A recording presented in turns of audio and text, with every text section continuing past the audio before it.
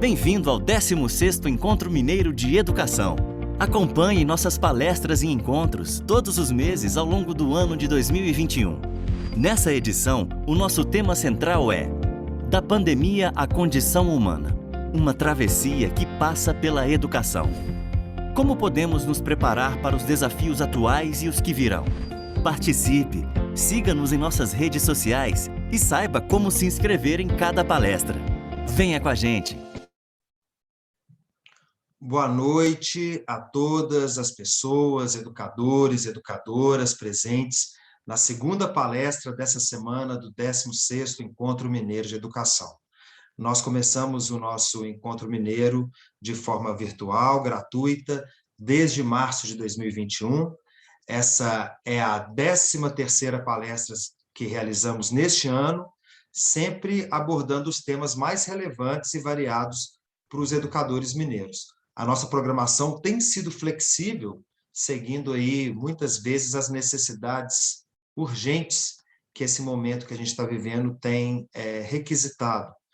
O Encontro Mineiro de Educação é uma iniciativa do Sindicato das Escolas Particulares de Minas Gerais. Ele se realiza a cada 2 anos e, nessa edição, excepcionalmente, em função da pandemia, estamos fazendo o nosso evento online.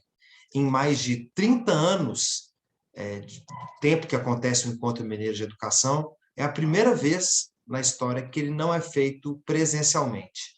Nós estamos aqui terminando o mês de setembro, mas ainda teremos mais 2 palestras na próxima semana, e apesar do ano estar chegando ao final, ainda teremos também muitas atividades, palestras, encontros.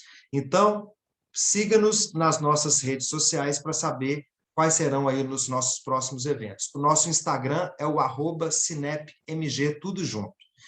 Na palestra de hoje, nós vamos falar sobre ser e conviver como ferramentas neurocientíficas para otimizar a aprendizagem.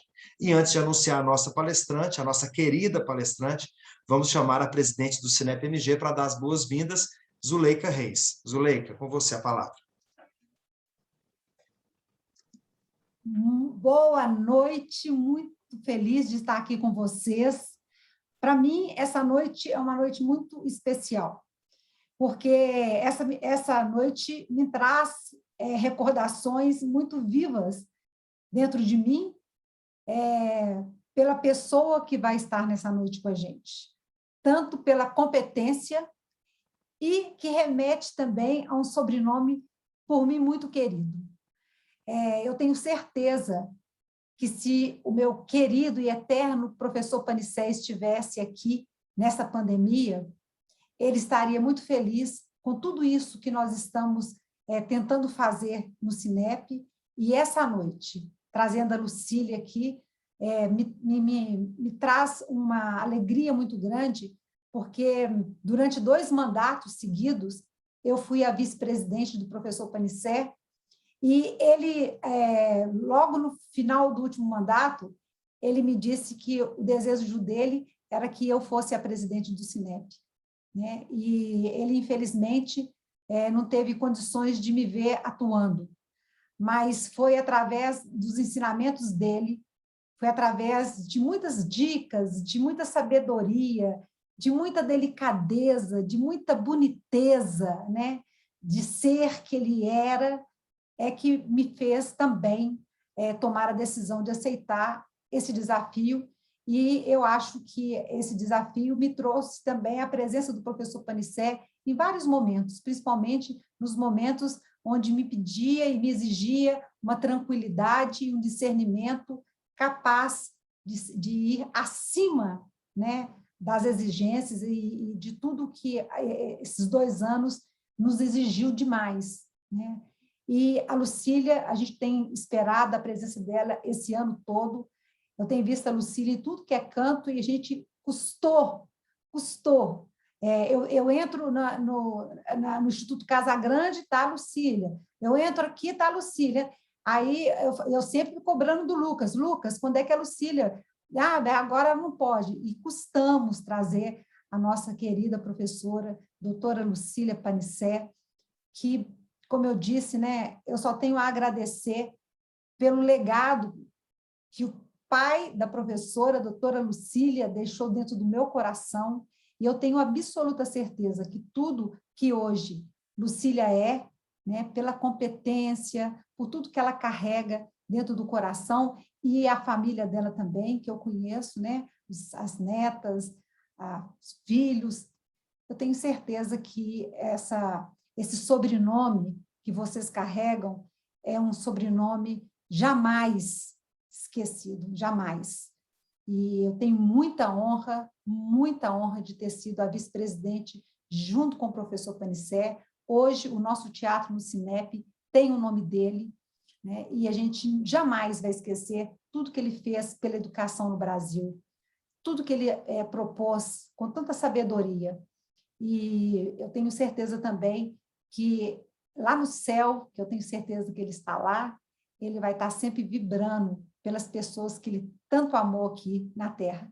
E eu sei que uma dessas pessoas, mesmo que for um amorzinho pititinho, eu estou lá no meio, porque ele era uma pessoa muito querida, que me ajudou muito, que nós caminhamos muito juntos e que eu aprendi demais. E uma das coisas que eu queria que a Lucília ouvisse, que eu acho que ela não sabe, uma coisa que eu aprendi com seu pai é não ler ata. Às vezes, nas nossas reuniões, as atas eram muito grandes. E ele falava comigo assim, baixinho no ouvido, que eu sempre sentava ao lado dele, ele falava assim, não lê não, bobo. Para que você vai perder seu tempo? Sempre vai ter um aí que vai criticar essa ata e vai mandar refazer vários e vários pontos. Então, todas as vezes que eu pego as atas enormes para ler, eu penso nele, lembro dele, com aquele jeito tão carinhoso e tão lindo de ser. E hoje, coincidentemente, eu abri uma página com o sobrenome Panicé e vi uma carta de uma ex-aluna que, quando ele faleceu, escreveu. E eu falei exatamente isso que é o professor Panicé. Então, Lucília, eu tenho certeza que hoje, né, é um momento, para mim, muito especial de vir com você no nosso encontro mineiro e trazer nessa memória tão carinhosa, tão amada por todos nós. Eu tenho certeza que muitos conheceram o professor Panicé e eu tive a honra, né, e a felicidade de trabalhar com ele, estar do lado dele e aprender muito com ele. Então, nós estamos muito felizes, o Cinep agradece você e eu, em especial, com todo o coração, com toda alegria, que você seja muito bem-vinda e que a gente possa se encontrar, né, depois dessa pandemia toda e fazer vários encontros, apesar de ser meu último ano de mandato, mas eu tenho certeza que você, além da sua competência, né, eu sei que você vai fazer esse Brasil sempre estar lembrando do professor Panicé, porque é uma pessoa inesquecível, assim como você tem se tornado inesquecível em tantos cantos desse Brasil, fazendo a gente entender o quanto é importante estarmos atualizados, o quanto é importante a gente estudar, não importa o tempo que a gente já o que importa é aonde a gente vai chegar, e você tem demonstrado isso, e eu tenho acompanhado as várias palestras em todo o Brasil, que você tem nos deixado todo esse legado aí de tanta competência e de tanto ensinamentos. Lucília, para você, minha querida, para sua família tão amada, né, para o Edson, para todos, o meu abraço carinhoso, o meu carinho, o meu respeito, e seja muitíssimo bem-vinda. Lucas. Obrigado, Zuleika. Eu tenho que falar também, o professor Panicé foi meu primeiro chefe no Cinep. Quando eu entrei, eu era recém-formado em jornalismo, tinha também feito curso de geografia, estava terminando o curso de geografia. Ainda, apesar de na geografia ter feito licenciatura, ainda estava completamente sem ideia do mundo educacional, das referências, e de repente eu me deparei com aquela figura que talvez seria o melhor que eu poderia ter enquanto referência, né? Uma pessoa que, além de ter sido membro do Conselho Estadual de Educação, recentemente, antes da pandemia, eu tive no conselho e vi uma foto dele lá, né? E falar assim, olha, o professor Panicé está aqui, ter sido membro do Conselho Nacional, ter sido aquela pessoa, assim, tanto do diálogo, né? E eu ficava vendo o professor Panicé, que todo mundo falava comigo, o professor Panicé foi militar. Eu olhava para aquela figura tão tão aberta e tão doce, tão do diálogo. Eu falava assim, gente, que coisa estranha. Como pode ser ter origem militar e ter assim toda essa abertura, né? Uma pessoa muito humana. E eu queria falar para vocês que estão aqui hoje que se a gente não tivesse na pandemia, a gente estaria fazendo esse evento hoje aqui no auditório, igual a Zuleika falou, que leva o nome do professor Ulisses Panicé, que é o auditório da nossa sede lá do Cinep. Então, isso é muito significativo, porque nesse evento hoje virtual, a gente tem aqui, a gente não está na sala Ulisses Panicé, mas a gente está com a presença de alguém que tem, traz aí o DNA, né? Traz a genética, e é uma pessoa tão competente quanto. Então, eu vou começar aqui a apresentação, voltar. Sempre que a gente acessa revistas, lives ou congressos sobre educação, há pelo menos uma coluna ou palestra sobre as habilidades socioemocionais nas escolas. Mas o que justifica essa importância que tem sido dada ao tema? A resposta está em pesquisas sobre a forte relação existente entre cérebro, emoção e aprendizagem, no fato de que as pessoas que aprendem, praticam, ensinam essas habilidades desenvolvem competências capazes de transformar cada um dos 4 pilares do relatório Delors em realidade. No retorno às aulas, é fundamental, portanto, que ser e conviver norteiem todas as ações escolares como caminho para podermos nos conectar com os nossos alunos, inclusive com aqueles que não estão nem aí, para que a aprendizagem de todos possa ser verdadeiramente efetivada. Eu vou falar um pouco do currículo dela, mas, assim, é um currículo muito vasto, vocês vão ver daqui a pouquinho, quando começar a apresentação. Ela tem muitos títulos, é algo impressionante que, né, condiz aí também com essa facilidade que ela tem, né, de tantos anos como professora. Com vasta experiência em docência e coordenação, desde a educação básica até a educação superior, Lucília Panicé é doutora em Engenharia e Gestão do Conhecimento e mestre em Engenharia de Produção pela Universidade Federal de Santa Catarina. Especialista em psicopedagogia, em linguística aplicada e em altas habilidades de superdotação, é bacharel em letras, licenciada em português, inglês e suas literaturas pela PUC Minas. Lucília, muito obrigado pela sua presença aqui, em nome do Cinep. Sinta-se acolhida, bem-vinda, e pode começar a sua fala. Muito obrigado, boa noite. Será que tem voz? Olha, eu vou dizer uma coisa, vocês me emocionaram muito, e eu preciso dar aqui algumas respiradinhas bem fundas para dar conta de ir adiante. Na verdade, nós tivemos realmente muito tempo sem estarmos juntos, né? E, na verdade, um dos motivos é que me faltava ainda coragem. Então, eu digo que hoje, essa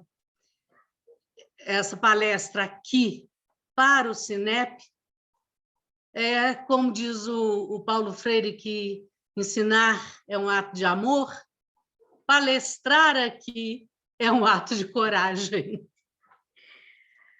Nós vamos, então, hoje, contar uma história. A história que eu preparei para vocês começa, sem dúvida, gente, com uma extrema gratidão aos organizadores do evento pelo convite. Acho que eu já posso dizer obrigada pelos que vocês falaram sobre meu pai e nossa família, e dar os parabéns a todos os presentes pela aprendizagem contínua. Hoje eu recebi um post muito bonitinho. Os melhores educadores são alunos sempre. E tem tudo a ver com esse momento. Como diz o Lucas, eu tenho lá uma bagagem de diplomas e formações que, na verdade, servem para me dar lastro e me dar uma base sólida, não de achismo, mas de elementos científicos, para trocar informações com vocês. Agora, o mais importante, sem dúvida alguma, mais do que qualquer titulação, é que eu sou professora, com todas as letras maiúsculas, fazendo 56 anos de magistério nesse mês de setembro. Eu vou pedir licença ao Cinep, vou pedir licença aos presentes para dedicar essa palestra ao casal que me inspirou. Sem a mamãe já há 20 anos, sem o papai há 3, mas ambos presentes a cada dia, nos orientando e nos dando força para enfrentar as adversidades. Foram eles que me ensinaram a ser e conviver, que é o tema da nossa palestra de hoje. É muito comum que se fale da importância das inter-relações humanas, mas aqui eu queria dar aos presentes um argumento sólido, um argumento robusto para o fato de que isso não é só sentimento, ainda que eu não ache que sentimento seja só, mas que às vezes podem os menos avisados, entre famílias e empresas ligadas às escolas e tal, se esquecerem de que isto é ciência. Ser e conviver são ferramentas neurocientíficas para otimizar a aprendizagem. Primeiro que tudo, é importante dizer que o meu alvo não é ensinar alguma coisa aos colegas aqui presentes. Não fosse o mês do centenário do Freire, né, eu tenho que mencioná-lo. Ninguém educa ninguém. Ninguém mesmo educa a si próprio, mas as pessoas se educam exatamente no ser e no conviver. Qual seria o alvo, então? Eu pretendo ter o foco de atenção entre os 4 pilares no pilar de aprender a viver junto, a viver com os outros, aprender a conviver e aprender a ser. Claro, todo mundo aqui sabe que não existe ordem para esses pilares. Tirou um, despenca tudo. Mas se eu tivesse que colocá-los em alguma ordem, eu começaria pelo aprender a conviver. É convivendo com o outro que eu percebo quem eu sou, que eu vejo as diferenças, mas aprendo a comungar com elas e fazer da vida um grupo de pessoas, uma irmandade, como disse o Biden no discurso dele, a família humana sendo apoiada uns pelos outros. Nos tempos atuais, claro, muitas mudanças. Nós não estamos mais no tempo do ou é isso ou é aquilo. Hoje, em tempos de inclusão, todos devem ter a chance de se concentrarem na ideia de que o outro também tem vez. O que se pode aprender quando a gente se conhece o outro e com ele convive. Meu tempo, né, tempo dos meus filhos, já não eram os mesmos heróis azuis dos tempos dos meus netos. Aquela rainha dos baixinhos foi substituída por outras divas por aí afora. Alguns de vocês certamente fizeram curso de datilografia. Mas hoje não preciso nem do teclado. Um touch na tela já é o suficiente. Eu vejo muitos professores, muitos pais reclamando: no meu tempo é que era bom, porque a gente jogava pelada na rua, a gente jogava bente altas, empinava pipa, etc. e tal. E com isso vem a crítica de que hoje as crianças estão fazendo joguinhos eletrônicos. Não há mérito em ou é bom ou é ruim. É tempo dos dois. Então, existe espaço para o futebol de terra e existe espaço para os joguinhos eletrônicos, que são realmente interesse das novas juventudes, das novas adolescências, das novas crianças, porque uma vez que o mundo reflete na nossa vida e vice-versa, isso é essencial. Talvez uma das maiores mudanças tenha existido em termos de comunicação. Nós todos estamos sempre com algum dispositivo, algum aparelho, à distância do nosso braço, já como um prolongamento nosso para as nossas atividades diárias. Muito bem. Na escola, costumava ser assim. Vem a era da informação, a sociedade do conhecimento que usa a tecnologia para a convivência. Ela vai para as escolas. Mas no mundo digital de hoje, não é mais possível vermos a tecnologia sendo usada exatamente nos mesmos moldes, no mesmo contexto, com as mesmas atividades de antigamente, no meu tempo. O modelo atual das nossas salas de aula, em sua grande maioria e com honrosas exceções, é o mesmo aquele da Revolução Industrial, que replicou nas escolas o formato básico de uma fábrica, que não podia ter as pessoas se distraindo uma com as outras e, por isso, eram colocadas enfileiradas, uma olhando a nuca do outro, para evitar o ser e o conviver. Hoje nós temos uma tremenda gama de possibilidades que não são apenas modismos arquitetônicos. A organização da sala de aula é importante para o ser e para o conviver. E ela tem, no mínimo, vantagens tais como minimiza a aglomeração, provê segurança e conforto, estimula o interesse e reduz a distração. Principalmente se essas aulas forem dadas como se deve dar aulas hoje, não para o aluno, mas com o aluno.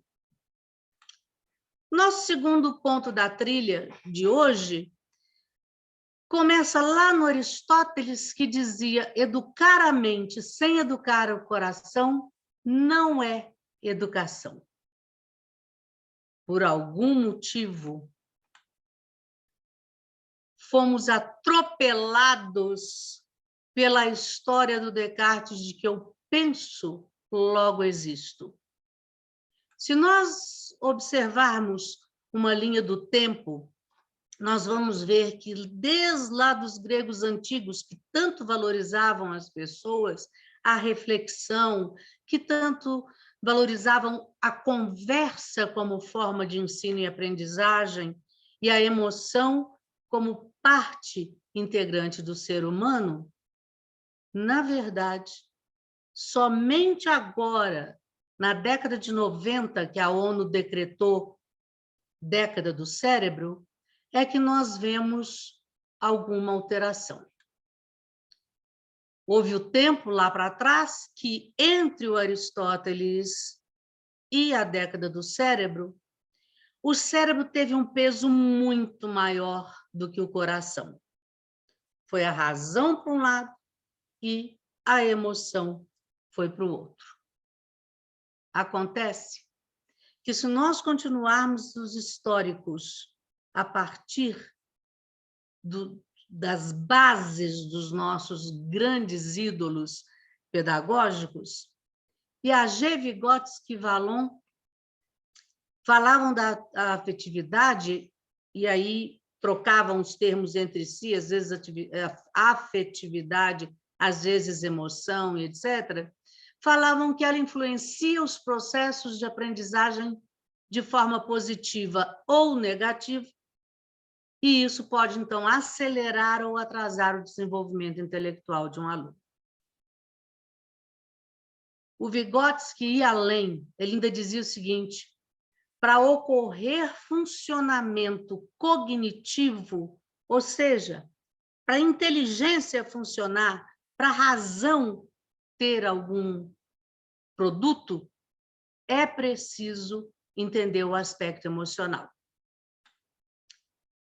Resultado: com a década do cérebro, os estudos nos ensinaram que de penso, logo existo, lá do Descartes, precisamos começar a trabalhar com a ideia de sinto, logo penso. Mais tarde, durante as nossas paradinhas nas trilhas, vocês vão ver que o sentir é o grande mediador da aprendizagem. A razão passa pelo filtro da emoção para chegar à ação. Se essa emoção for positiva, a ação se concretiza. Se essa emoção for negativa, automaticamente vai existir uma barreira, vai dar branco, vai paralisar a pessoa e a ação necessária não vai acontecer. E isso chega nas empresas, isso chega no mercado de trabalho. Nós estamos agora trabalhando nas escolas a ideia das habilidades socioemocionais, não única e exclusivamente porque neuroeducação nos disse que isso é bom. É porque o mercado descobriu isso antes de nós e deixou muito claro que inteligência e inteligência emocional juntas é que levam ao sucesso. E nós precisamos de muitos líderes no mundo, e líderes de peso, líderes equilibrados, líderes preparados. A liderança que terá sucesso é a que souber trabalhar o conhecimento e a inteligência emocional juntas. Nosso próximo item da trilha é um lembrete sobre neurociências e educação.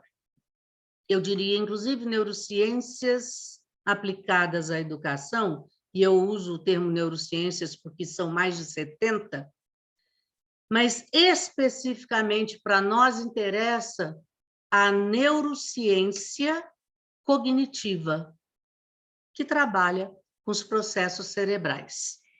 Trabalha com as funções cognitivas, que envolvem todas as formas de pensamento, trabalha com as funções executivas, que o próprio nome já diz, é como se fosse um executivo de uma grande empresa, é aquele que organiza, reflete, pesa os prós e os contras, julga se é bom ou não tomar aquela determinada decisão, tem a capacidade de se refrear, ter autocontrole quando é necessário e de tomar decisões com clareza. Isso tudo faz parte do cérebro humano. A Leslie Hart, que é uma pesquisadora em neurociência cognitiva aplicada à educação, tem essa frase que eu acho absolutamente divina. Ensinar sem levar em conta o funcionamento do cérebro é a mesma coisa que você desenhar uma luva sem considerar que a mão existe. Não faz sentido algum. A neurociência cognitiva mostra a diferença de uma experiência educativa comparada com outra, e é por isso que ela nos ajuda o que realmente funciona. Porque em laboratório, em pesquisas de campo, em artigos fundamentados em revisão bibliográfica e etc., os neurocientistas, em especial da área cognitiva, experimentam diferentes técnicas, testam o cérebro, e hoje podem testar o cérebro vivo, esse órgão que cabe aqui na minha mão com 1,5 kg de peso, e podem testá-los através das ressonâncias magnéticas funcionais, do PET scan e etc., e assim reconhecer a reação ou atividade neuronal desse cérebro examinado. E isso, claro, tem uma grande aplicabilidade para nós. As neurociências cognitivas, elas vão nos ajudar, por exemplo, a entender que os 4 pilares da educação do relatório Delors não são aleatórios, eles têm base nas áreas de pesquisa de neurociências. Por exemplo, o aprender a conhecer tem a ver com motivação. O aprender a fazer, o próprio nome já diz, tem a ver com a prática, tem a ver com a experiência, não só a que a pessoa traz, como a que ela adquire ao praticar. Aprender a conviver tem muito a ver com a empatia. E empatia, eu brinco, não é para quem quer, é para quem pode. Porque empatia depende do meu cérebro ter um conjunto chamado neurônios espelho, neurônios que fazem com que eu me reconheça no outro. E assim eu perceba as suas dores ou as suas alegrias como se fossem as minhas. E aprender a ser tem a ver com a maturação cerebral, ou seja, com a autorregulação. Eu saber me conter nas horas que eu preciso me conter, eu saber avaliar o equilíbrio entre atacar alguém em defesa ou ajudar alguém na necessidade. Entre as coisas que as neurociências cognitivas descobriram é que o ambiente ideal para o cérebro aprender, ele, primeiro que tudo, acolhe a diversidade. Segundo, é interativo. Olha o ser e conviver aí. E ele transcende a sala de aula permanentemente. O cérebro não pode ter aquela cultura livresca. Ele precisa voar. E quando a gente não sabe como voar ou para onde, tem uma conversinha com o seu aluno, ele certamente vai te dar os caminhos. O cérebro aprendiz tem alimentos especiais, além, claro, de carboidrato, de glicose, de água. Nós temos muita água no cérebro e no corpo inteiro, né? 70% do ser humano é água e, portanto, hidratar-se é importante até para pensar. O cérebro alimenta-se também de curiosidade, de desafios, de inter-relações, de novo ser e o conviver se mostram presentes. E escolhas. Óbvio, se isso acontece e eu tenho tudo isso, vou conseguir aprendizagem de todos o tempo inteiro? Da mesma forma? Não. Primeiro, porque cada cérebro é um. E segundo, porque existem 5 variáveis que fazem com que a minha aula tenha ou não um efeito X numa pessoa e Y em outra. Primeiro que tudo é a história neural. Né? Nós sabemos que o cérebro é formatado pelas experiências de vida. Isso traduzido em neuroeducação seria: cada experiência de vida que eu tenho cria uma conexão neuronal com outro neurônio e assim por diante, vão se interligando todos os neurônios, dando uma contagem praticamente infinita de ligações. Daí a importância do estímulo. E daí a importância de nós valorizarmos a vida e trazermos a vida para dentro da sala. Porque no momento em que eu contextualizo o meu assunto utilizando fatos reais, nesse momento o cérebro já vai buscando onde que eu já ouvi falar isso.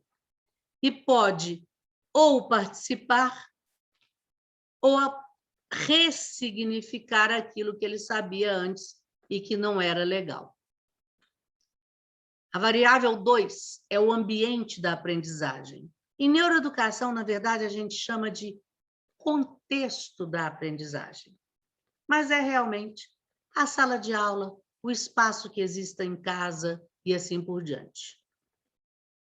O ambiente da aprendizagem é muito importante no setor ser e conviver. Porque quando o aluno se sente integrado ao grupo, se sente acolhido pelo professor, ele vai ter algumas emoções que vão favorecer a aprendizagem.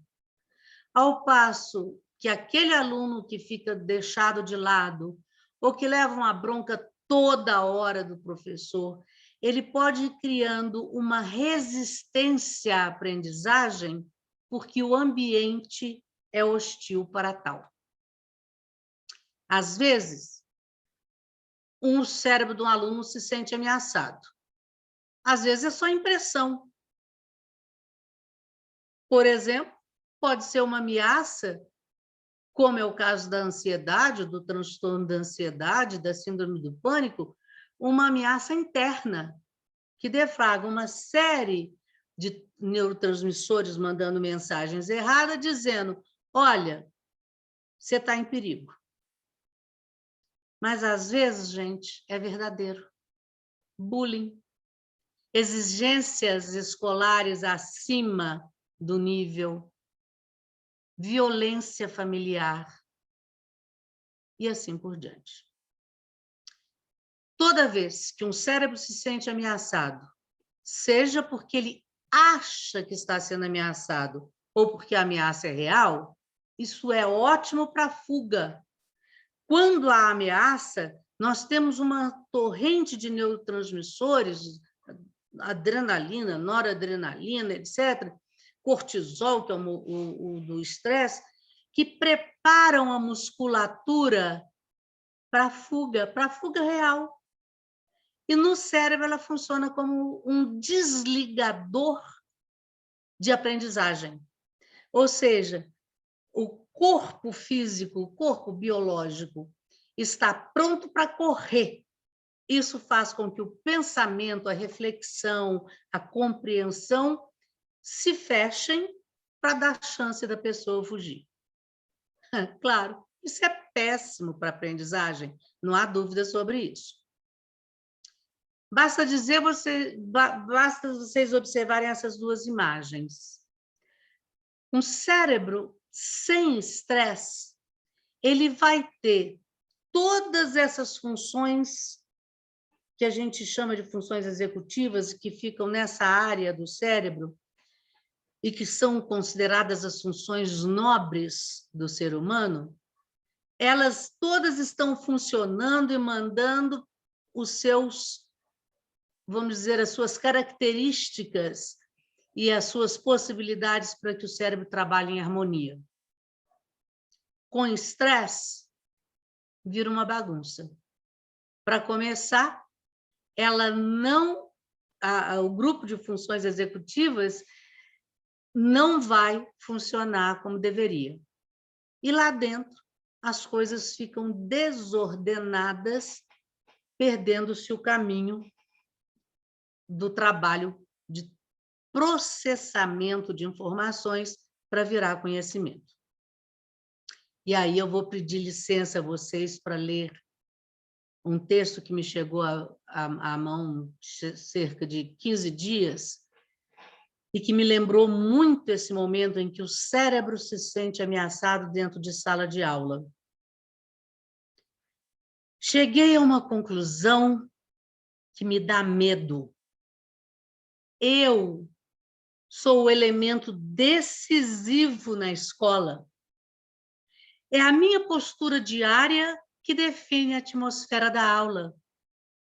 É o meu humor pessoal que cria o clima da sala. Como professora, eu tenho um tremendo poder, o de tornar infeliz a vida de um aluno ou de alegrá-la.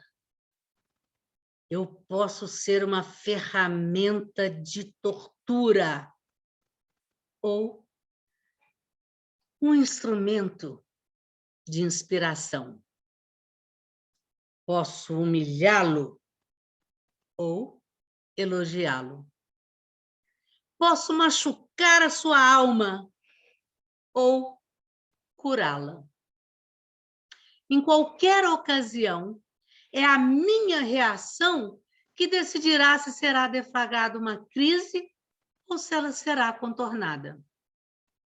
Meu Deus, que eu sempre tenha em mente que é como consequência das minhas atitudes diárias que cada um dos meus alunos será cada vez mais humano ou poderá acabar desumanizado. As pesquisas confirmam, gente. 2 problemas básicos desmotivam os nossos alunos. As dificuldades, que criam os problemas de aprendizagem, e as relações humanas na escola. Muitas vezes, elas mesmas responsáveis por criar problemas no processo de aprendizagem. Um grande pesquisador chamado Losada, nascido no Chile, radicado nos Estados Unidos, curiosamente se casou com uma colega minha de mestrado lá na Universidade Federal de Santa Catarina, e eu fiquei conhecendo porque eles moravam lá. Ele descobriu algumas características muito interessantes que são, inclusive, comprovadas com fórmulas matemáticas. Uma delas é que as equipes de alto desempenho, seja na escola, seja em empresas, têm como característica base conectividade. Portanto, conviver.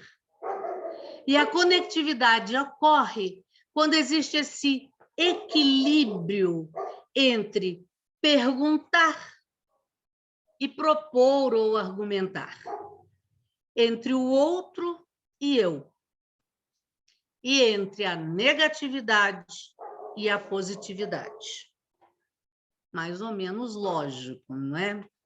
Mas aí vem a coisa mais importante que ele descobriu nessa pesquisa, que foi uma pesquisa de 50 milhões de dólares, feita no mundo inteiro, custeado pelo governo americano.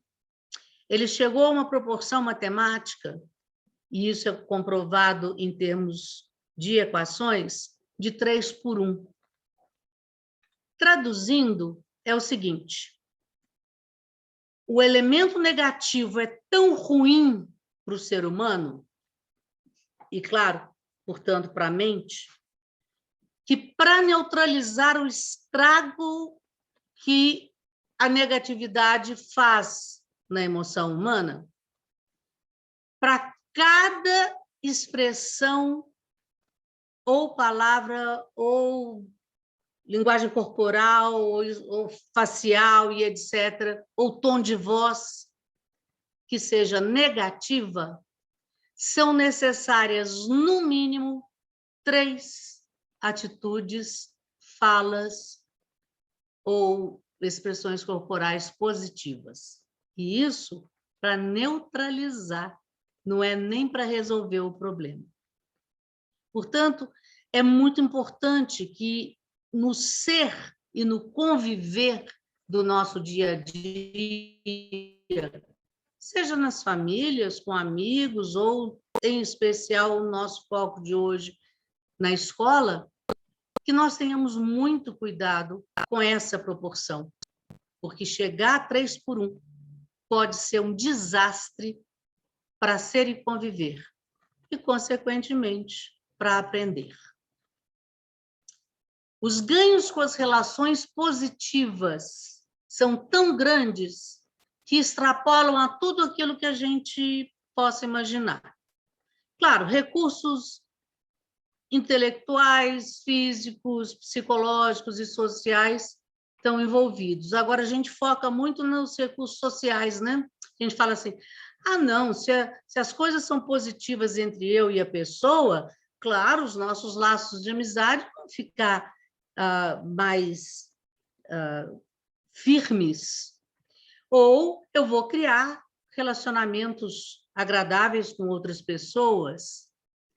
Mas o que mais me chama a atenção é o seguinte: os recursos intelectuais que as boas habilidades socioemocionais e um ser e conviver positivos podem nos dar, envolvem melhor desenvolvimento de habilidade de solução de problemas e criam novas aprendizagens.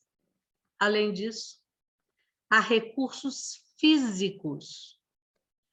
Saber ser e conviver envolve melhoria na coordenação motora e na atenção, melhoria do sistema imunológico, que nós precisamos tanto hoje, e da força física, e é um adendo extra para a saúde cardiovascular. Além disso, claro, os recursos psicológicos. Há mais resiliência e otimismo quando a convivência é positiva, o senso de identidade da pessoa é otimizado e existe mais facilidade para o indivíduo se orientar para a meta e conseguir cumprir os seus objetivos. A terceira variável é a aquisição. Portanto, a primeira é a história neural que nós temos, a segunda é a questão do ambiente de aprendizagem, que precisa ser o mais positivo e acolhedor possível. Essa variável 3, nós podemos pensar o seguinte: nós temos um modelo tradicional, que é aquele de ficar em pé na frente, dar aula, com o objetivo de ter a atenção dos alunos e mantê-la praticamente indefinidamente. Não mais. Vamos pensar que não é de hoje, porque o Dewey é lá de 1800 e alguma coisa. E hoje está em voga tudo com as metodologias ativas, né? O Dewey diz o seguinte: educação não é uma questão de falar e ouvir, mas é um processo ativo e construtivo. Ou seja, ir para o quadro e ficar o período inteiro dando aula, falando, quebra a possibilidade de aprender a conhecer e aprender a fazer. Daí vem a grande pergunta, mas espera aí, eu não vou dar conteúdo? Sim. O problema não é dar o conteúdo, é como vai dar o conteúdo. O que muda são os meios, não é? Sendo os conteúdos o ponto de partida, jamais o fim. A gente, às vezes, fala, gente, vou fazer aqui o currículo, o que eu vou fazer? O que esses meninos precisam aprender para viver no mundo que nós não sabemos como será? Pois bem, mais do que currículo. Porque se o mundo vai mudar também o conteúdo. E para navegar nesses oceanos de incerteza é que entra o papel das competências. Observem que a aprendizagem do século XXI é aquela que foca em resolução de problema, criatividade, pensamento crítico inovação, comunicação e colaboração. De novo, o ser e o conviver estão dando sustentação para que tudo isso aconteça. Lógico, diante disso, é preciso ressignificar o papel da escola. Nós costumávamos estar muito preocupados com dados e informações, mas o dado é um elemento solto. Eu digo assim, Belo Horizonte. Estou falando de um Belo Horizonte, ou eu estou falando de Belo Horizonte, Minas, ou Belo Horizonte, uma outra cidade que eu sei que existe no norte ou no nordeste do país? Quer dizer nada. Para o dado ser compreendido, ele precisa ser tratado.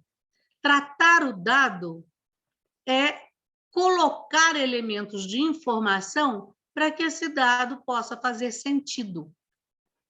Belo Horizonte, capital de Minas Gerais, já é uma informação. Eu já identifico um atributo especial. Agora, hoje, gente, dado e informação, os meninos têm. Eles têm livro, eles têm bate-papo, eles têm outdoor, em TV, jornal, nos livros didáticos ou paradidáticos, em revistas, nas redes sociais. Informação e dado eles têm. A escola hoje, portanto, precisa aproveitar essa informação que eles têm em vez de entregar-lhes uma informação.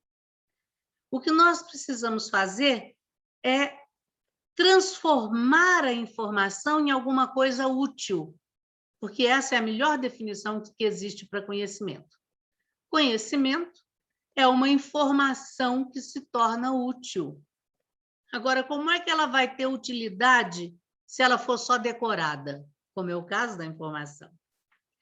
Então, no caso do conhecimento, para que essa informação se torne útil e, com isso, suba ao status de conhecimento, é o papel novo da escola.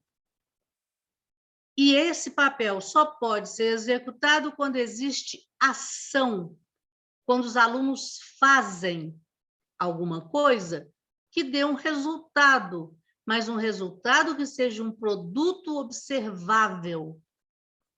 Porque o que vai dentro da cabeça dele, se ele sabe ou não matemática, se ele sabe ou não português, se ele sabe ou não geografia, não pode ser uma possibilidade de onisciência por nossa parte. Precisa, para que haja conhecimento, haver fazer. E esse fazer nos dará a opção de ver um resultado e, com isso, realmente entender se o aluno está sendo ou não competente para aquilo que nós precisamos ajudá-lo a ser. E tem mais um detalhezinho para a gente lembrar. As pessoas que marcaram a história da humanidade, elas não são lembradas pelas notas 10 ou 100 ou letra A que tiraram. Elas não são lembradas porque não faltavam à escola. Pelo contrário, tem uns até que são lembrados pelo que não faziam na escola, como é o caso do Einstein, com sua dislexia e seu TDAH.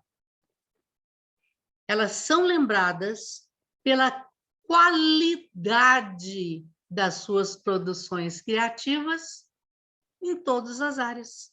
Literatura, música, descoberta científica, arte, filme, liderança de movimentos sociais e assim por diante.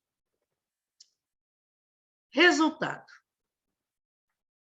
Para poder ser notado com boas coisas e podermos ajudá-los a transformar informação em conhecimento, conhecimento, ação, ação, resultado, eu ainda tenho aí no meio do caminho uma outra variável, que é a elaboração, que é aquele momento de rever a matéria, transferir para uma nova situação.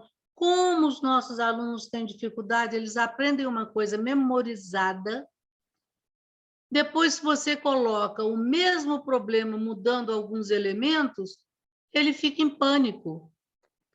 Então, é muito importante que existam situações para a elaboração, para rever, transferir para nova situação, analisar, testar essa aprendizagem, não necessariamente com prova, mas com games ou com outros trabalhos, com apresentações e etc., para aí sim o professor poder aprofundar o tema. A importância disso é que vai dar aos alunos tempo para saberem se eles entenderam ou não.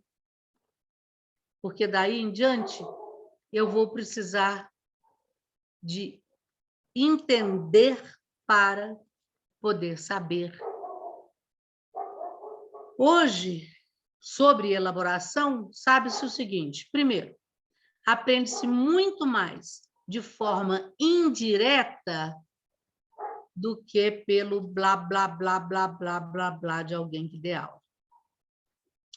Se nós vamos falar menos, nós precisamos dar instruções para que eles façam mais. E essas instruções precisam ser em blocos curtos e interessantes. Jamais de uma vezada. Uma, checar se entendeu, depois o passo 2, checar e assim por diante. E, curioso, as neurociências nos ajudaram a descobrir também que o estado fisiológico, ou seja, como é que a pessoa se sente fisicamente, com dor de cabeça ou não, com fome ou não, com frio ou não, com poucas horas de sono ou não, e assim por diante, é que é o real mediador do quanto que a gente vai aprender. Isso nos leva à internalização, que é a aprendizagem propriamente dita, né? Aquilo que fica. Mas a aprendizagem cria um traço de memória, só que traço de memória é eletroquímico. São as descargas dos neurônios e a troca de neurotransmissores, o próprio nome já diz, essa troca de neurotransmissores, eles transmitem coisas de um neurônio para o outro e armazenam na memória, mas por não ser um traço forte, descanso é um excelente auxílio para a memória. Cérebro cansado fica péssimo para a lógica. Então, na hora que você dá uma coisinha um pouquinho mais complexa, o aluno fica com aquela cara de paisagem, ou fazendo egípcia, né? E a gente sabe, a gente olha no olho do aluno, a gente sabe que ele não está entendendo muito bem. Portanto, nada de exagerar na quantidade de exercícios dados logo que foi ensinado alguma coisa nova. Quanto mais assunto novo houver, mais vai ser necessário para o cérebro descansar. E aí, o que é lembrável? Primeiro, uma informação que faça sentido. Isso é que é a aprendizagem significativa. Ela precisa fazer sentido, significar alguma coisa, para a gente evitar aquela célebre perguntinha: para que serve? Então, precisa ser algum material que está bem organizado, sem dúvida, mas que se relacione com elementos emocionalmente positivos. Além disso, quando eu tenho vários elementos, o cérebro guarda com mais facilidade o primeiro e o último deles. Por isso é que a gente deve dar blocos curtos de informações e etc., porque vai ter mais chance de lembrar o primeiro e o último de cada um deles. Falando para educadores, William James, lá nos idos de 1890, disse o seguinte: psicologia é uma ciência, ser professor é uma arte. Portanto, saber psicologia não garante ser um professor. Acho que eu vou aqui parafrasear o moço. Entender o cérebro é uma ciência, mas ser professor é uma arte. Portanto, saber neurociências não nos dá garantia alguma de que seremos bons professores.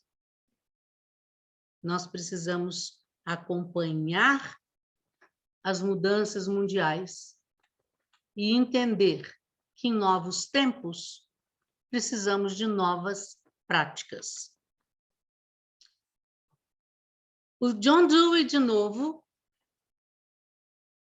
papa na educação do aprender fazendo, diz o seguinte: se ensinarmos os nossos alunos de hoje como fazíamos no passado, estaremos lhes roubando, desculpe, tem um erro aqui, roubando-lhes o futuro. Realmente. Eu preciso mudar.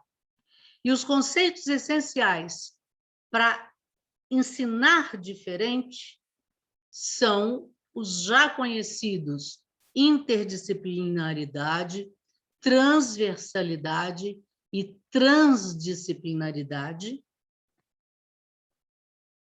As metodologias ativas, das quais tem se falado tanto, e um lembrete: o fato de que cérebro se dá muito bem com novas tecnologias e metodologias ativas. Portanto, estamos indo no caminho certo para maior aprendizagem. Outro conceito importante é que a criatividade agora é tão importante na educação quanto a alfabetização, e devemos tratá-la com o mesmo status. Até mesmo alfabetizar criativamente. Ser e conviver nos levam a aprender. Mas muitas vezes a convivência é difícil. A gente recebe alunos de todo tipo, a gente tem colegas de todo tipo, e às vezes eu tenho aquele probleminha básico. Não dá. Eu vou precisar educar esse menino? Nem. Mas a sábia Mafalda, que diz lá, é mais fácil ensinar do que educar, ela explica por quê. Por que que tantos de nós se acomodam em apenas ensinar? É porque para ensinar, você só precisa saber. Mas para educar, você precisa ser. Como mediadores de aprendizagem, nós precisamos ser. Porque nós precisamos ter competências para ensinar, para avaliar e, acima de tudo, para cuidar. E isso não sou eu que estou inventando. Isso está na Resolução 4 de 2010, das diretrizes para a educação básica. E vou mais além. Qualidade é tão importante quanto quantidade.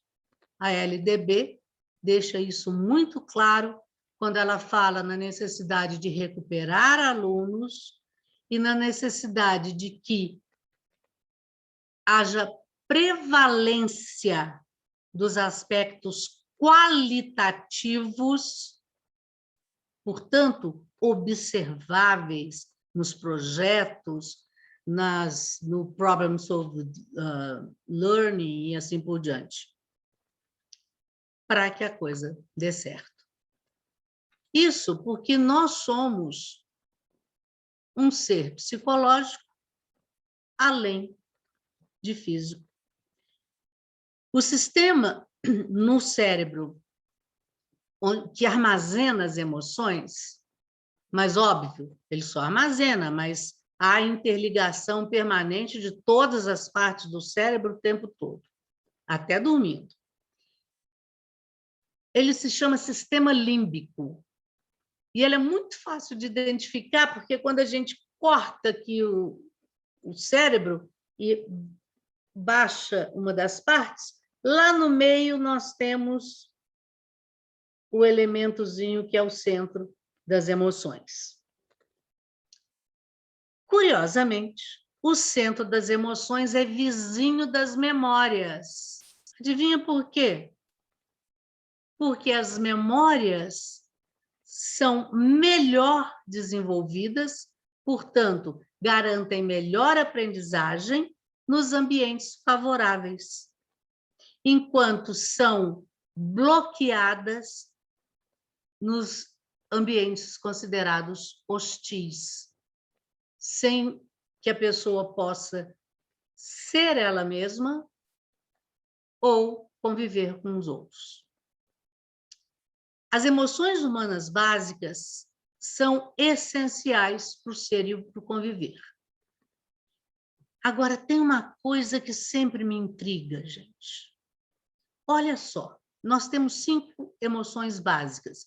Quando a gente vai pesquisando, o outro acha 16, o outro acha 8, etc. Mas as básicas, sem pensar nos desdobramentos, são essas: medo, raiva ou ira, alegria, inveja ou nojo e tristeza. De 5, apenas uma é positiva, só a alegria é positiva. Portanto, a gente precisa fazer um esforço danado para não deixar a maioria ganhar. Pois nós já sabemos que as emoções positivas são aquelas que modulam todos os aspectos da cognição, ou seja, da aprendizagem propriamente dita. Somos também um ser social. O vínculo socioafetivo é muito importante, seja ele professor-aluno, aluno-aluno, e nem citei os gestores aqui, porque eles são a teia de ligação entre todos, e a gente está focando mais na questão da sala de aula propriamente dita. O socio-interrocionismo do Vygotsky já fala que o outro é o mediador das aprendizagens. Agora, olhem que interessante. Também na área ligada à gestão, à administração, aquela velha e conhecida pirâmide do Maslow, que é lá da minha data de nascimento, 1949, já mostra que entre as necessidades humanas, a maioria delas tem a ver com as relações interpessoais. A base do modelo cognitivo, ou seja, do processamento cerebral que leva à aprendizagem, é a seguinte: os pensamentos ativam as emoções. As emoções é que produzem o comportamento. E esse comportamento vai ser o responsável por reforçar os pensamentos. Ou seja, as emoções, o ser, o conviver, não podem ficar fora da produção de pensamento, seja ele um pensamento criativo, um pensamento crítico, um pensamento matemático, linguístico, ou o que seja mais. Logo, quanto mais respeitosas e éticas forem as interações pessoais, maiores serão as conquistas do pensamento humano. É aí que entra o aprender a conviver e o aprender a ser. Entender a relação entre afetividade, convivência, etc., com o cérebro, mas não o cérebro de laboratório, com o cérebro em aprendizagem, pode auxiliar a valorização dos vínculos afetivos no cotidiano escolar e interferir favoravelmente no processo de aprender. Esse é um artigo científico dessas duas pesquisadoras, que fizeram uma revisão bibliográfica desde Aristóteles até hoje e perceberam como resultado final esse elemento da relação aprendizagem e afetividade entre as pessoas. Existem ações facilitadoras para isso. Como é que eu posso facilitar essas interações, facilitar o ser, facilitar o conviver, uma vez que eu já sei que eles são essenciais para a cognição, para a aprendizagem? Primeiro, oferecer situações favoráveis para a exteriorização das emoções. Vocês me permitem citar aqui nominalmente uma escola, que certamente é conhecida de todos vocês, que é o Trilha da Criança. Na trilha, eu sigo a trilha no Instagram, e na trilha eles puseram algumas fotinhos que eu me encantei. Existiam bonequinhos com as emoções, para que as crianças as conhecessem, falassem sobre elas e, conhecendo, tivessem condições de lidar com elas. Fica aqui um merchan e, claro, os parabéns para essas atividades nesse sentido. Outra coisa que eu posso fazer é criar a ligação de aluno com os alunos e entre os alunos. Eu, professora, e os alunos, e alunos com alunos. Um simples esperar na porta da sala, cumprimentando, desejando tudo de bom, o gastar, que o pessoal antigo achava, e eu vejo como investir 2, 3 minutos iniciais para que eles possam falar de si, o que fizeram, contar alguma experiência. E agora, na pandemia, quantas experiências precisam sair para que não fiquem sufocadas. E também estabelecer a conexão dos alunos com o contexto, ou seja, o contexto local da sala de aula, né, o contexto da escola e o contexto global do seu entorno, da sua área de penetração, do mundo, que é, sem dúvida, uma família humana a ser reconhecida como tal. É possível a gente criar uma ligação emocional contando uma história, para que essa história desperte emoções. E aí, claro, eu posso caprichar nas atividades que envolvam todos os alunos em colaboração. Para isso, eu preciso, sem dúvida nenhuma, ouvir os alunos, ouvir as suas frustrações, ouvir as suas inspirações, saber dos seus interesses, saber da sua estrutura geral, seja a estrutura em aula presencial, ou em casa, ou híbrida, para que a gente possa criar soluções junto com eles para problemas reais. Claro, eu falei com vocês que quando a gente tem muita carga cognitiva, o cérebro precisa de descanso.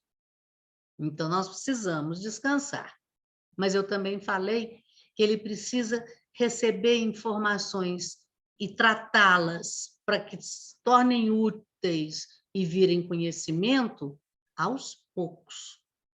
Vocês vão ter o vídeo liberado para compartilhamento e aí estão convidados a revê-los e pensarem mais um pouquinho, usarem nas suas escolas, etc.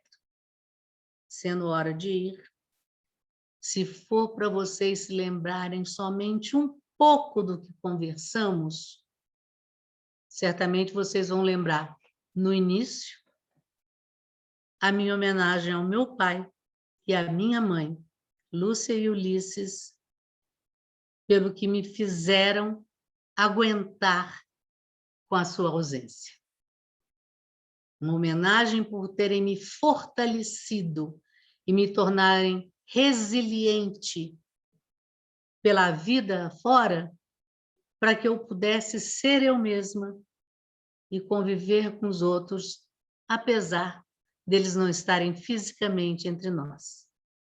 Isso é marcante, é o início. Então, eu gostaria que vocês, de lá, revessem esse miolo das 7 estações aos poucos, mas que guardem, pelo menos, esse final.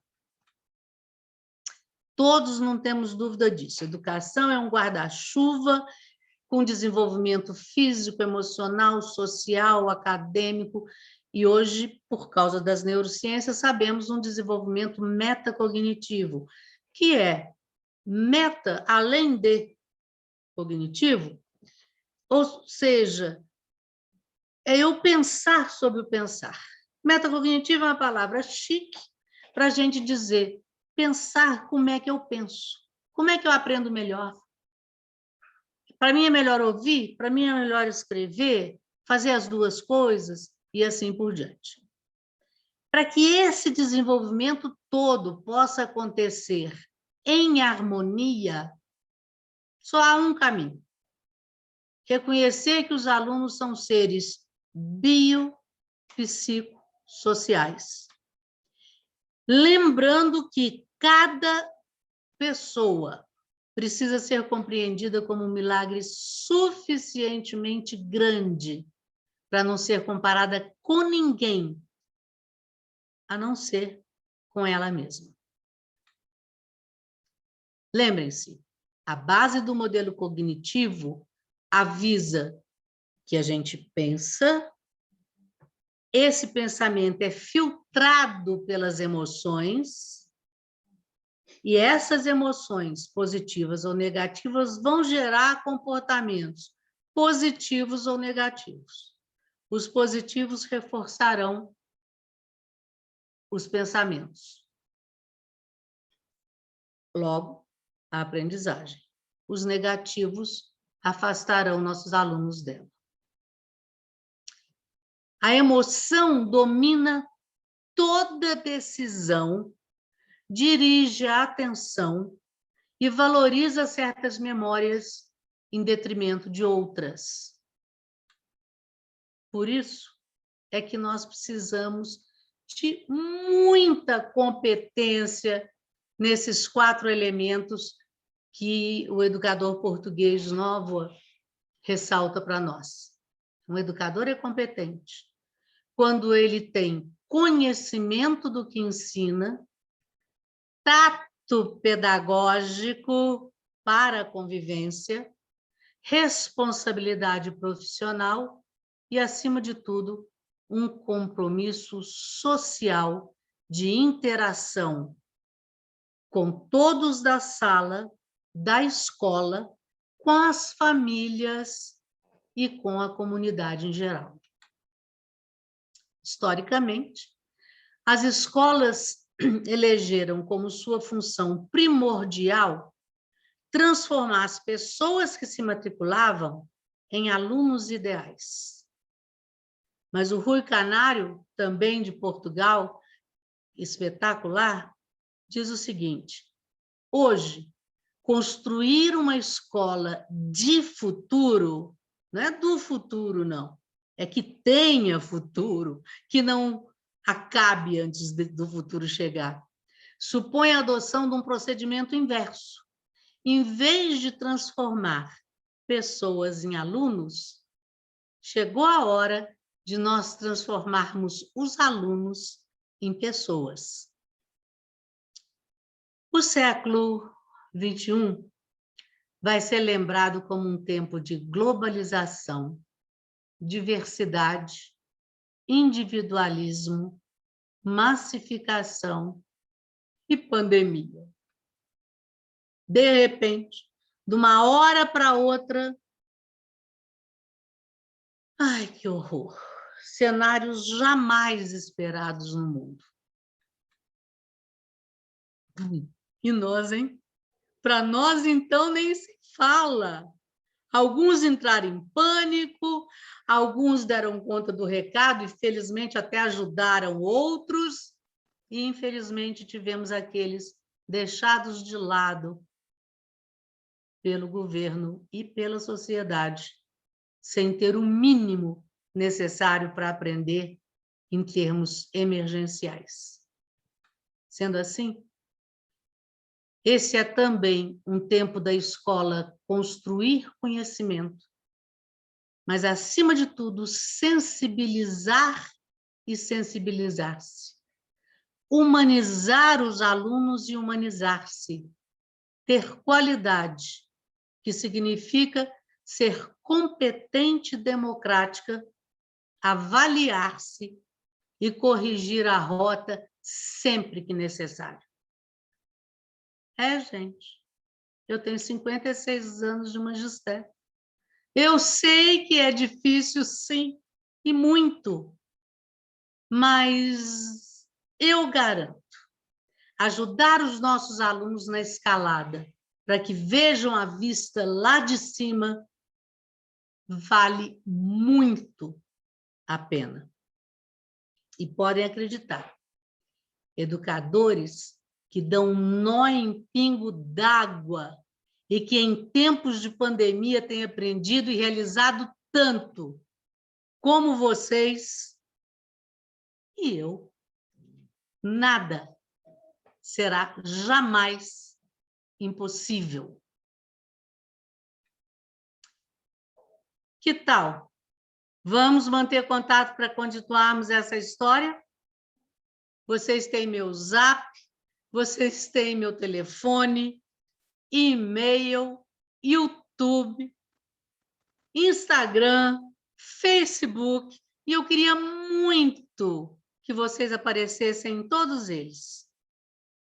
Eu não sei se nós teremos tempo para ainda termos perguntas hoje, mas acredito que talvez até valha mais a pena você me mandar sua pergunta por WhatsApp ou pelo e-mail, ainda que vocês sejam mais de 300 inscritos.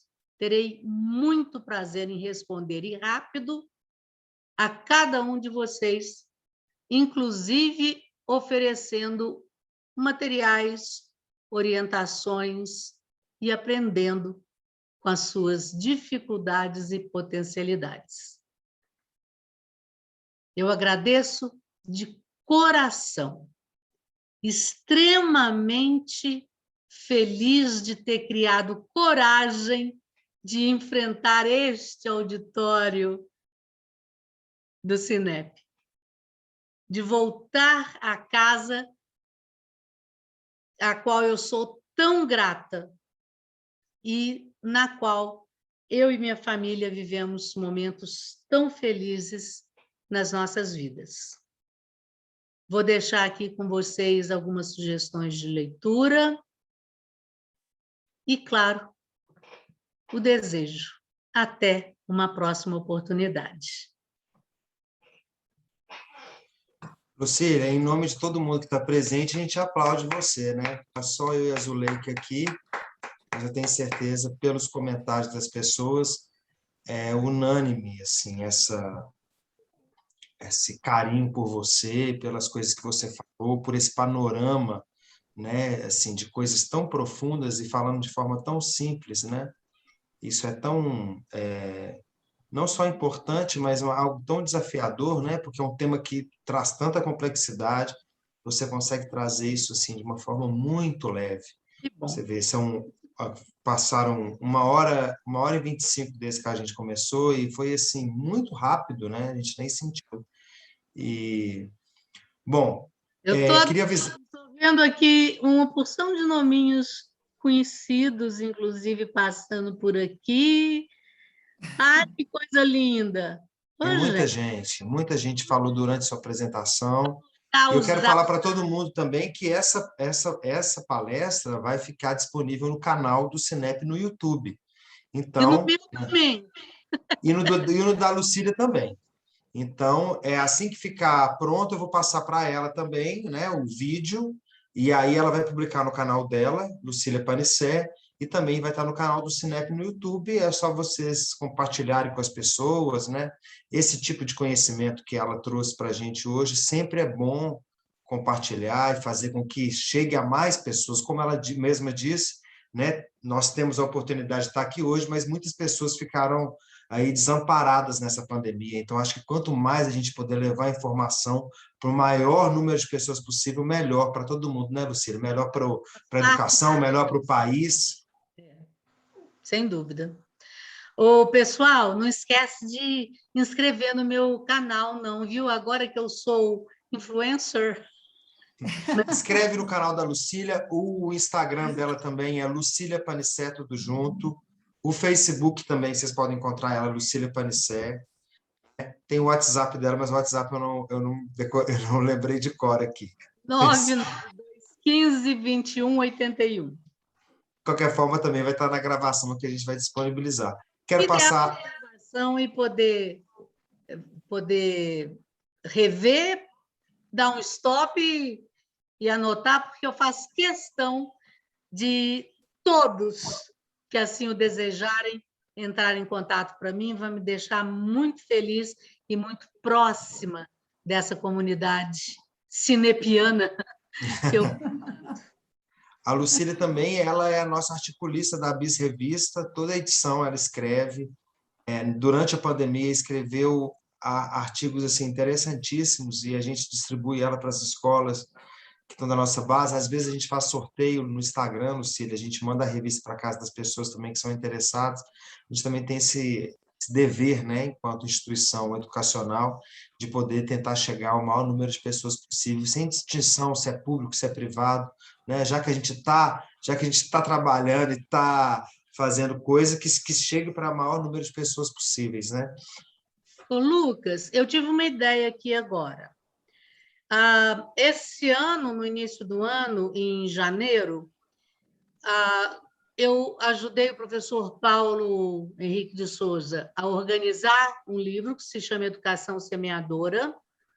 O Paulo é o curador da obra, eu sou organizadora, e nós temos 13 autores que colaboraram de forma maravilhosa conosco, com assuntos ligados especificamente ao cotidiano escolar, às práticas pedagógicas nem é para o século XXI, é para 2021. Inclusive, em cada final de capítulo, existem atividades para os professores usarem, os coordenadores usarem, etc. e tal. E, se alguém tiver interessado, não faça cerimônia, me dá um toquezinho, e eu ainda tenho alguns aqui para venda. Mas, ao mesmo tempo, você faz uma coisa, você está encarregado de, no Instagram, porque é mais fácil fazer o sorteio lá, você vai fazer o favor de fazer o sorteio de 5 desses livros. Depois você manda os endereços das pessoas e eu mando com um recadinho assinado para eles, tá? Ótimo, então, perfeito. Vai fazer isso com o maior prazer. Você faça, com o maior prazer. Eu faço a postagem de cá, tá bom? Então, ótimo. Então, aqui, ó, vocês podem seguir o Instagram do Cinep, que é o @cinepmg, tudo junto, que aí amanhã vou conversar com a Lucília, pegar direitinho, vou pedir uma foto do livro para colocar, né, para ilustrar. Eu tenho, Lucas. Você tem? Então, ótimo. Eu tenho o livro, já li o livro, ficou... Então, perfeito. Eu tenho. Ficou agradável, né? Já, ficou. O Paulo deixou lá para mim, e eu já li, já deixou até o segundo já lá. Ficou muito bacana. Então, amanhã eu vou fazer uma postagem e aí vou pedir para as pessoas comentarem, e aí eu faço o sorteio do livro, esses 5 exemplares que a Lucília está oferecendo aqui para o Cinep. Mais uma vez, né, Lucília? Generosidade que vem de família, né? Até nessas horas aqui finais, a gente tem surpresas boas, né? Bom, um pouquinho. Com certeza. Vou passar a palavra para a Zuleika, que ela vai fazer o encerramento. Antes de tudo disso tudo, quero agradecer a todo mundo que esteve presente. Nós tivemos, geralmente, quando a gente ultrapassa de 1 hora de palestra, começa a cair o público. E dessa vez, a gente teve a gente teve mais de 300 inscritos e ficou aqui com a gente até o final. Ali foi mais ou menos 170. O Jonas me passou o número, não estou lembrado agora, mas acho que 170 pessoas até o final. Isso é um número maravilhoso, isso é muito bom, né? E eu quero agradecer a todo mundo que esteve aqui presente com a gente, agradecer a Lucília mais uma vez. Passo a palavra para a Zuleika aí para ela fazer esse encerramento. Lucília, eu não tenho palavras. Você sabe o quanto vocês são queridos, né? O quanto seu pai eternamente estará no meu coração, né? O agosto é sempre... Meu pai falava que o agosto é um mês que meu pai nunca gostou do mês de agosto, que era um mês longo, né? E o mês de agosto ficou marcado com uma tristeza para a gente, né? Com a perda do professor Panicé, que para nós foi assim, muito triste, com muito pesar. Você veio essa noite assim, alegrar meu coração, né? E eu acho que de muitas pessoas que aí no chat colocaram, né? O quanto você representa para a educação, a aula que você nos deu, né? O sentimento que você coloca nas suas telas, né? A sua fala, né? A sua didática, tudo isso faz com que a gente fique presa até o final, tentando aprender o máximo possível, né? Eu só tenho a agradecer. Você citou a trilha, né? A Ana Paula está aí, é uma parceira nossa, faz parte da diretoria do Cinep, é uma escola associada ao Cinep, e ela estava aí assistindo, foi bacana, né? Que ela se sentiu um prestígio, né? Você, a pessoa da sua competência, ter esse cuidado até mesmo de acompanhar algumas redes sociais de escola para saber como as escolas também estão indo. Né? Isso é muito bacana, porque eu acho que as pessoas que pesquisam, as pessoas que estudam sobre o que a gente faz, é muito bom a gente receber um feedback assim, em plena palestra, né? Isso é muito bacana, é muito gratificante. Eu tenho certeza que a Ana Paula ela se expressou no chat, ela ficou muito feliz de ser reconhecida uma escola, né, que a gente sabe do padrão que a Ana Paula faz a gestão da trilha. Lucília, mais uma vez, muito obrigada. Receba meu abraço com muito carinho, um abraço a toda a sua família, né? A sua família maravilhosa, do coração. O que vocês precisarem, eu estou à disposição, você tem o meu contato, eu tenho o seu, eu tenho certeza que a gente ainda vai se encontrar, e essa pandemia e essa palestra sua, eu acho que vem muito a calhar, né, na questão do convívio, e o quanto a pandemia nos fez enxergar o quão importante tudo isso que você falou, né? As questões da educação, da inteligência, da emoção ligada à educação, ao aprender, ao reconhecer, né? Então, isso é muito importante. Eu acho que isso vem fortalecer ainda mais esse nosso retorno, que ainda tem sido tão penoso, né? Com as atividades presenciais, ainda a gente sofre muito, com alguma resistência e alguns problemas ainda. E a gente tem tentado justamente isso, trabalhar esse emocional para a gente se sentir um pouco mais preparada para enfrentar ainda tantos desafios ainda que estão por vir, né? Receba, então, minha querida, o meu abraço com muito afeto, com muito respeito, e tenho certeza que nós seremos ainda aí, pelo resto da vida, tantos encontros nós teremos para poder fortalecer os laços, né? E fortalecer mais ainda a educação, né? No nosso estado, quem sabe até, né, no nosso país, pelo tanto que eu tenho te visto aí em tantos lugares, eu acredito que no nosso país. Obrigada. Um beijo grande, Lucília. Eu que agradeço. E, olha, agora que eu desencantei, criei coragem realmente, tive condições emocionais de voltar à velha casa, tá às ordens. Eu agora aguento outra. Sempre bem-vinda, Lucília. Você é sempre bem-vinda. Obrigada a todos aí que estão nos ouvindo, né, acompanhando. Muito obrigada, pessoal. Aqui o chat, estou encantada. Obrigada aos participantes pelo conviver.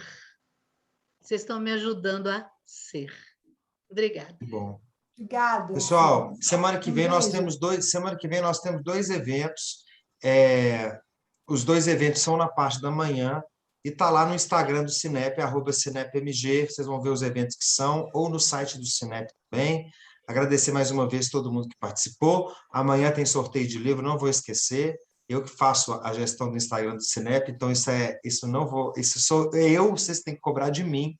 E pode deixar que amanhã eu vou colocar a postagem e aí a gente vai fazer esse sorteio dos 5 livros. Obrigado a todas e todos que estiveram presentes com a gente. Tudo de bom, saúde. Obrigado, Lucília. Tchau, gente. Obrigado. Tchau, Silvia. Obrigada, querida. Obrigado, Jonas. Obrigada, Jonas. Obrigada, Jonas.